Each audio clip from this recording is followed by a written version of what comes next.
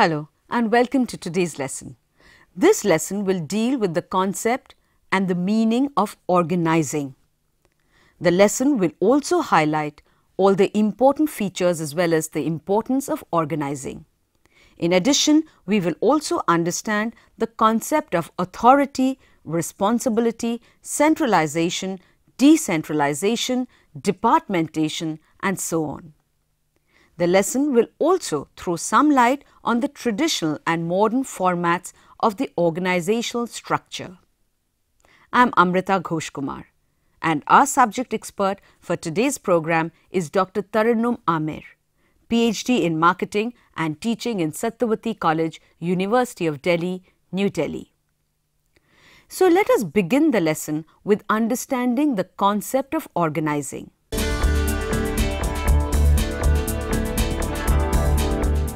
Organizing is one of the most important functions of management. It establishes effective behavioral relationships among people so that they may work together efficiently to achieve common goals or objectives. The term organization has been defined by several scholars in their own ways. Some of the definitions are, according to Louis Allen, organizing is the process of identifying and grouping the work to be performed, defining and delegating responsibility and authority, and establishing relationships for the purpose of enabling people to work most effectively together in accomplishing objectives. According to Theo Hyman, organizing is the process of defining and grouping the activities of the enterprise and establishing the authority relationships amongst them. In the words of Kuntz and O'Donnell, organizing involves the establishment of an intentional structure of roles by identifying and listing the activities required to achieve the purpose of an enterprise. The grouping of these activities, the assignment of such groups of activities to a manager, the delegating of authority to carry them out, and provision for coordination of authority relationship horizontally and vertically in the organizational structure.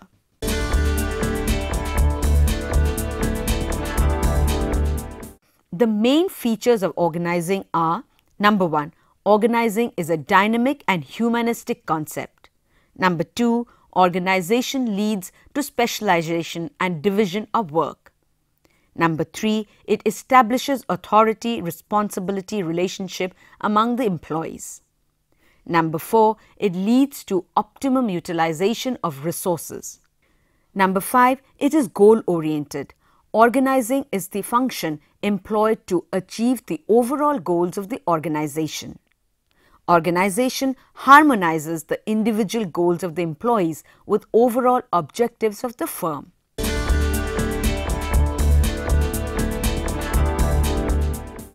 Organizing is an important function of the management which helps the organization or managers in achieving and coordinating the various activities of individuals.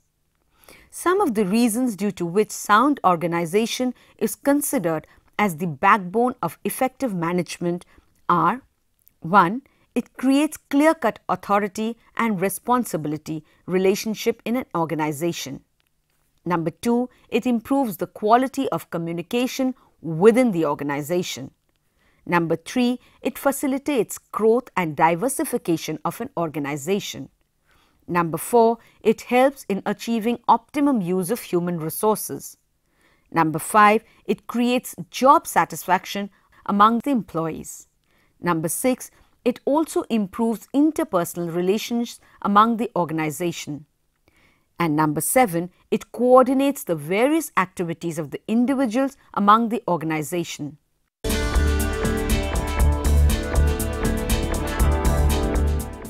The process of organization involves the following steps. 1. Identification of activities.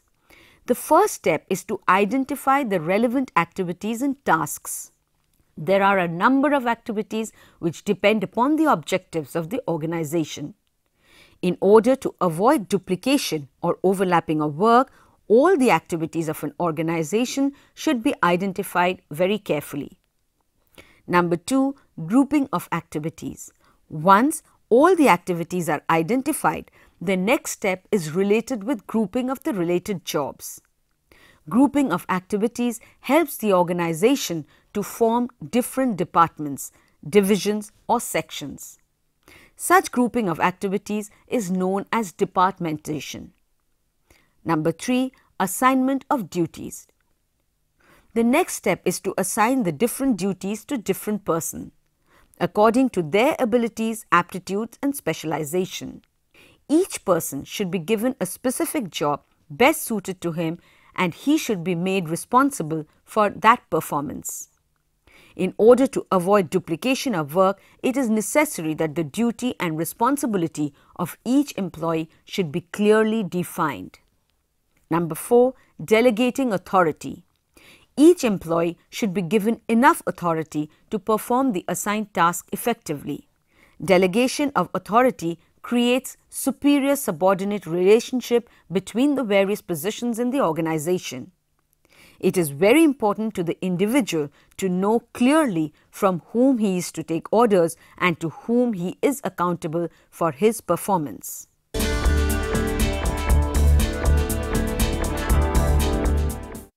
The basic principles of good organization structure are: number 1, the principle of objective.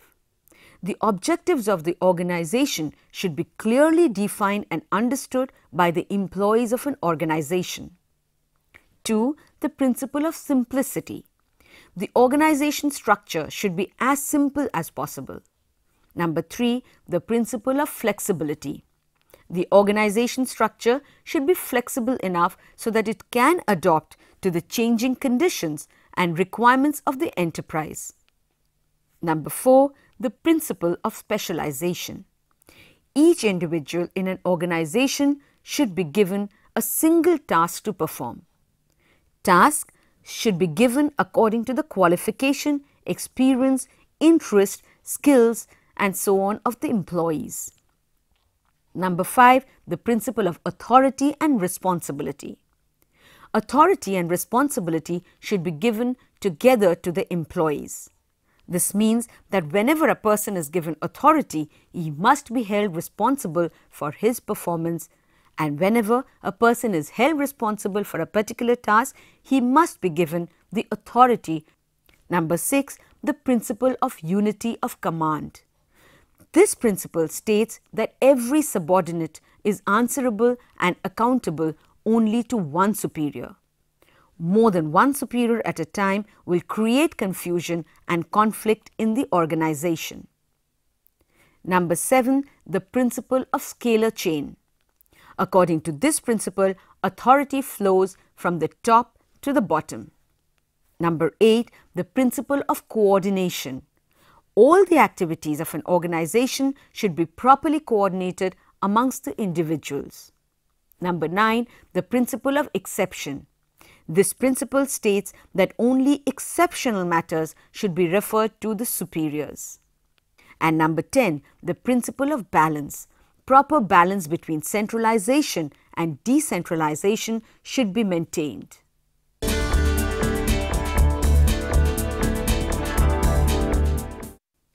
Number 1, formal organization. The term formal organization refers to that organization where the task of each individual is well defined. The main objective of formal organization is to achieve the organizational goals. It is created deliberately by the top management to enable employees to work together for the accomplishment of goals. This structure clearly establishes the authority-responsibility relationship amongst the employees. It lays down certain rules and regulations under which an individual is required to work.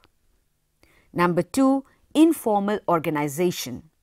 Informal organization is unplanned structure which arises spontaneously due to the social relationships amongst the individuals.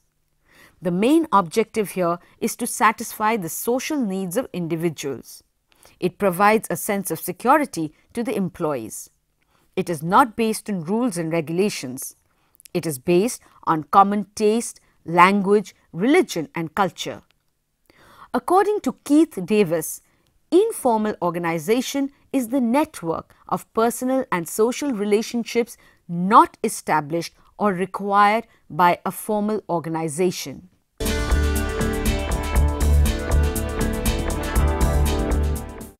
The traditional forms of organization structure are: number 1, line organization structure. Line organization is the oldest form of organization under which lines of authority flow from the top management to the bottom levels of management. The structure is also known as the scalar organization. Superiors directly give orders to their subordinates, and each subordinate is responsible to his superior for his work and performance. This creates a superior-subordinate relationship. There are two types of line organization. These are pure line organization and departmental line organization.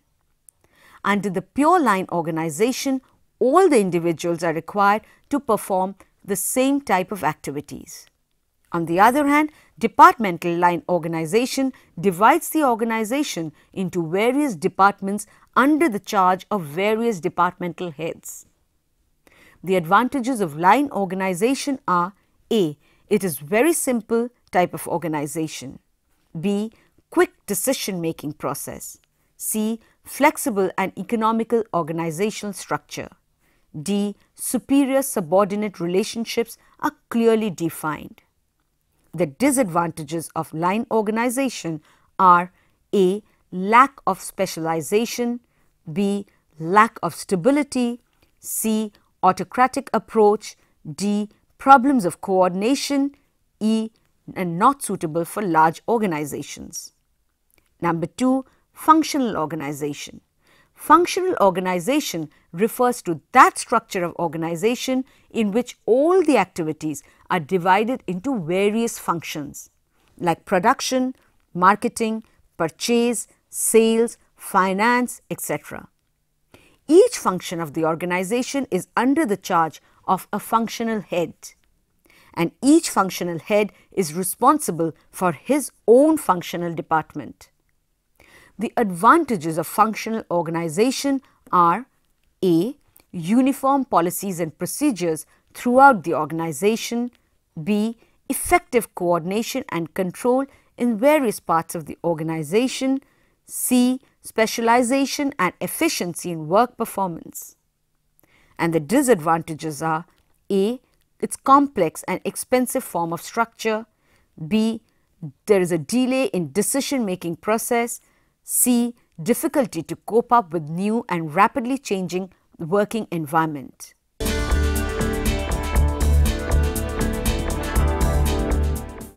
Project organization. Project organization structure is created to complete the big project or a small number of big projects. It is created as a separate division, and each project is important to the organization. Under this structure, separate teams of specialists from different fields is created. This format is needed where high standards of performance are required.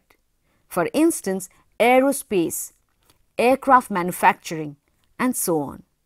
The main advantages of project organization are: A. There is more attention on the complex project. B. Timely completion of the project. C. Specialization and division of work. And the main disadvantages are: A.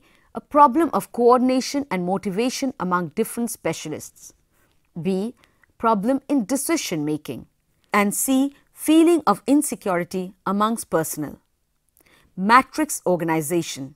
Matrix organization is one of the latest forms of organization structure, which is created by combining two structures, that is functional and project organization. In matrix organization, the functional managers concentrate on the technical matters, while the project manager concentrates on the administrative matters of the project.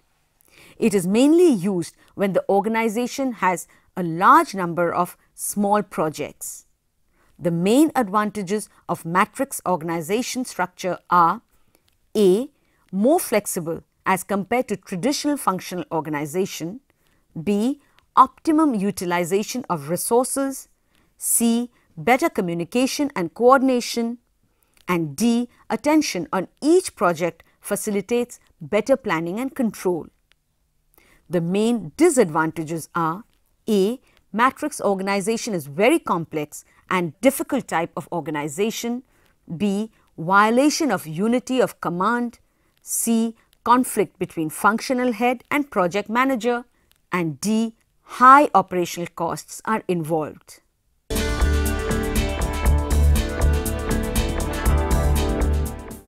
The term authority has been defined as the power to give an order and to direct the actions of others in achieving the goals of the organization.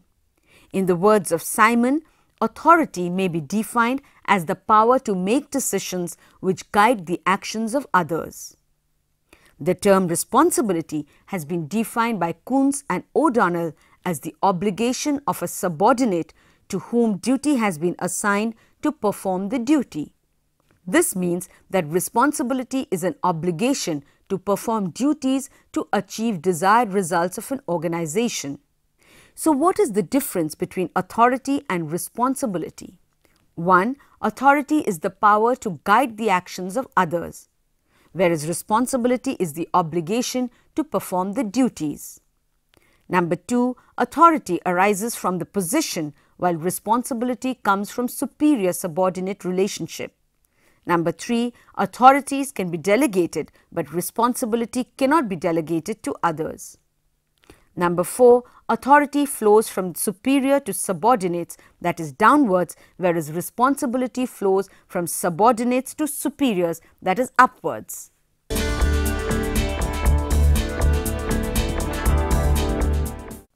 The term centralization refers to the concentration of authority at the top level of management.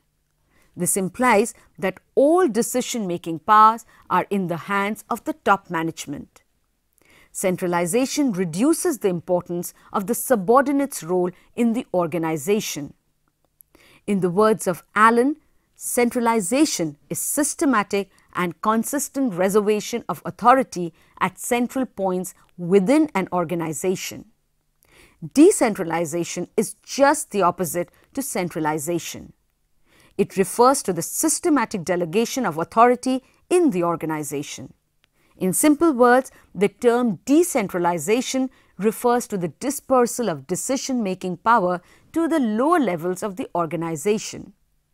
In the words of Louis Allen, decentralization refers to the systematic efforts to delegate to the lowest levels all authority except that which can only be exercised at central points. The advantages of centralization are: 1. Centralization leads to specialization and equal divisions of work. Number 2. Duplication of work is minimized. Number 3. Quick decisions are possible. Number 4. There is greater flexibility. And number 5. There is uniformity in policies and plans as well as in decision making. Number 6, it ensures effective control, greater degree of supervision, effective coordination, and so on. Number 7, effective utilization of talents at the top management. The disadvantages of centralization are: number 1, centralization is not suitable for big organizations. Number 2, there is delays in decision making and communication process. Number 3, there is low motivation and commitment on the part of the lower level people. Number 4, centralized authority may be misused. Now let us look at the advantages of decentralization. Number 1, decentralization facilitates growth and diversification in the organization. Number 2, decentralization reduces the burden of the top management. Number 3, decentralization encourages the development of managerial personnel. Number 4, decentralization improves motivation and the morale of the employees. And number 5, decentralization is suitable for big organizations. The disadvantages of decentralization are: number 1, the success of decentralization depends upon the quality of human resources available in the organization. Number 2, it is costly and time-consuming process. Number 3, it may lead to duplication of work and efforts. Number 4, lack of uniformity in policies, plans and procedures followed in different departments. Number 5, problems of coordination of work among the different departments may increase. And number 6, quick decision making is just not possible.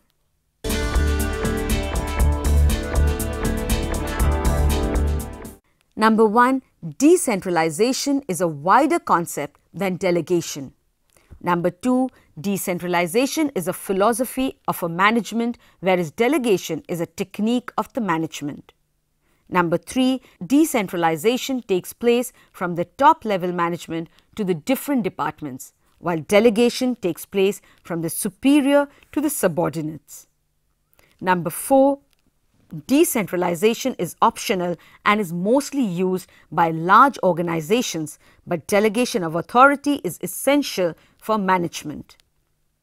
Number 5, decentralization cannot take place without delegation, but delegation of authority can take place without decentralization.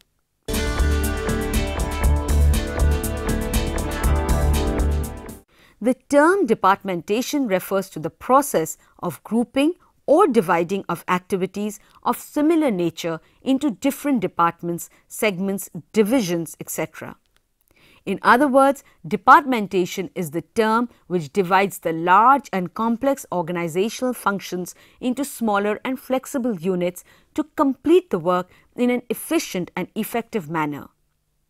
The main purpose of departmentation is to achieve the overall coordination of organizational resources.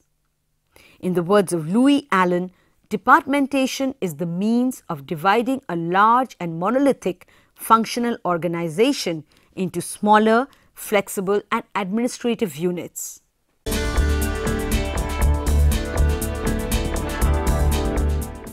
The main objectives of departmentation are: Number 1, to expand and grow the organization to a large extent. Number 2, to achieve coordination and control over the various activities of the organization. Number 3, to avail the benefits of specialization. Number 4, to fix the responsibilities among different departments. Number 5, to secure maximum efficiency at minimum cost. And number 6, to have a healthy competition among different departments or divisions.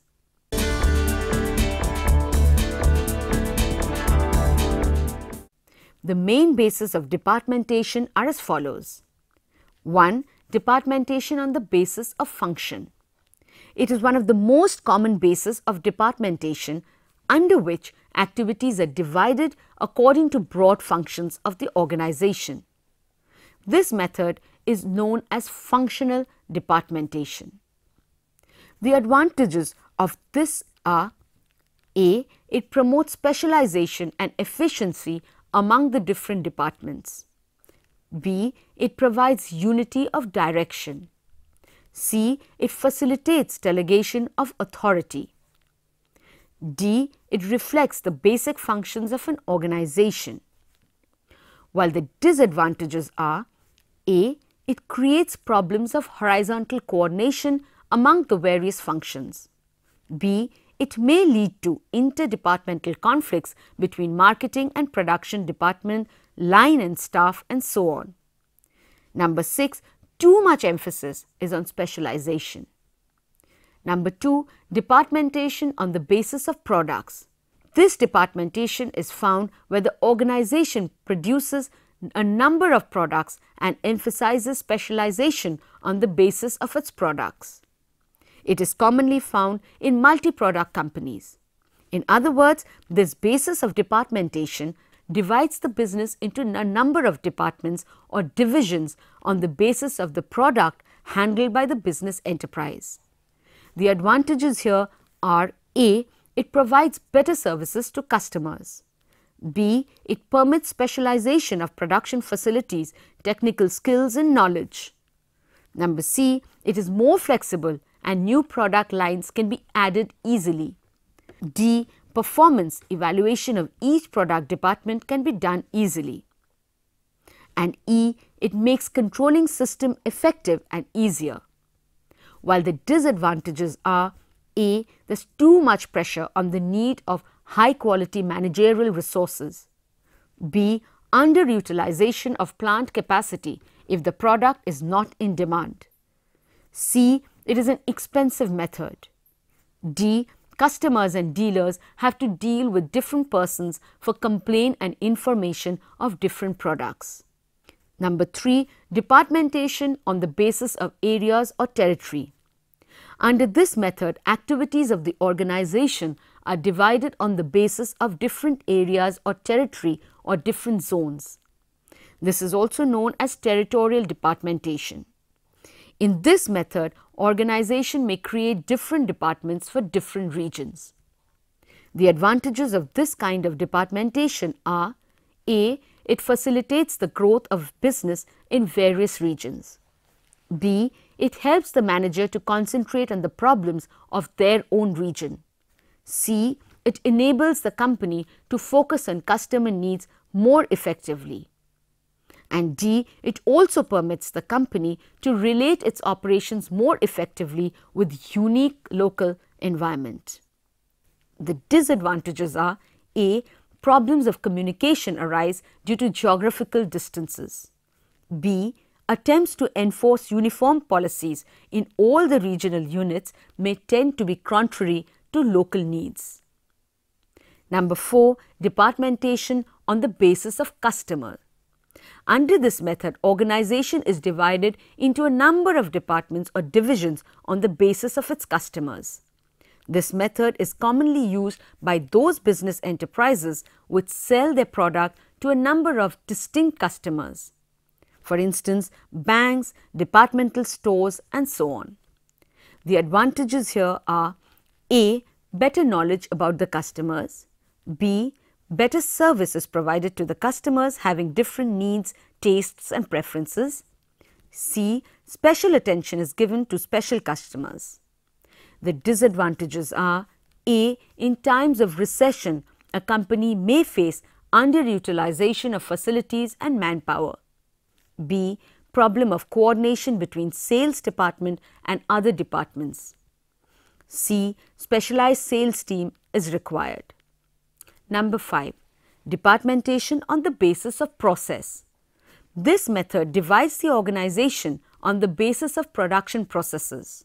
This method is suitable in those industries which involve different processes of production.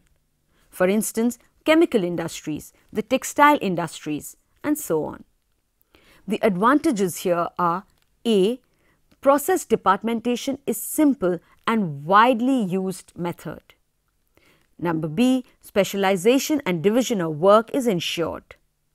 C. More effective utilization of specialized equipment and special skills happen. While the disadvantages are A. There is a coordination problem. B. It is suitable for special and composite plants. C. It may result in wastage and inefficiency. Finally, number 6. Combined departmentation. This type of departmentation combines the several bases of departmentation. For instance, activities of the sales department may be grouped on either product or territorial basis. So that is all for today. Hope the concept and nature of organizing is now clear. We'll see you again soon with another topic on management. Till then, you take care and bye-bye.